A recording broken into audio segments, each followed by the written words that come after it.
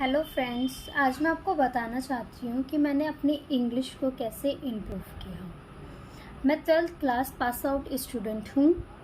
अभी रिसेंटली मैंने एमाश Gurukul of English language को ज्वाइन किया है। मैं हर क्लास हर सब्जेक्ट पास होती हुई आई हूँ, बट मेरे को इंग्लिश सब्जेक्ट इतना टफ लगता था कि बस पूछो मत। फिर मैंने एमाश गुरुकुल ऑफ इंग्लिश लैंग्वेज को ज्वाइन किया, जिससे मुझे मेरी ग्रामेटिकल मिस्टेक्स का पता चला।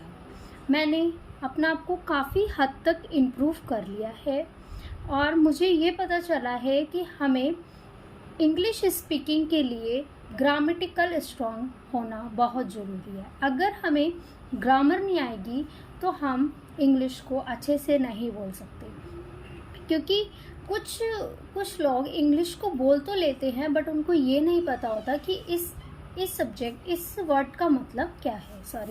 इस वर्ड का मतलब क्या है। तो हमें इस वर्ड का मतलब पता करने के लिए ग्रामेटिकल मिस्टेक्स को पे ध्यान देना चाहिए। ग्रामेटिकल हमें स्ट्रॉन्ग होना चाहिए। अगर हम ग्रामेटिकल मिस्टेक नहीं करेंगे तो हम इंग्लिश को बहुत अच्छे से इम्प्रूव और बहुत अच्छे से बोल सकते हैं। शुरू में मुझे कुछ भी नहीं आता था इंग्लिश का, कि मेरे को राम खाना खाता है, राम खाना खा रहा है, उसको मैं कैसे ट्रांसलेट करूं। बट मेरे टीचर ने मेरे पे इतना ध्यान दिया है और मेरे को छोटी छोटी मिस्टेक्स के बारे में बताया है, समझाया है और बार बार समझाया है, जिससे मैं अब काफ़ी हद तक अपनी इंग्लिश को इम्प्रूव कर पाई हूँ और काफ़ी हद तक अच्छा बोल लेती हूँ। तो गाइज, मैं आपके सामने इंग्लिश बोलना चाहती हूँ।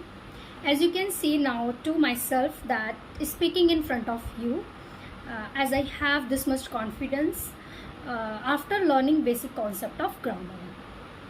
I am to speak just because of Emma sir. Thank you so much my teacher, God to give me such teacher who show me my level. So friends, thank you so much to hear guys. मैं आपको यही बोलना चाहती हूँ कि आप भी मेरी तरह इंग्लिश बोल सकते हैं, लेकिन आपको घर बैठे सोचना नहीं है, ट्यूशन आना है, इंस्टीट्यूट ज्वाइन करना है इंग्लिश के, तभी आप बोल पाएंगे। आपको गाइस मैं आपको ये दिखाना चाहती हूँ, ये बेसिक बुक है जिस वजह से हम इंग्लिश के छोटे छोटे सेंटेंस बनाना सीखते हैं। I can show you.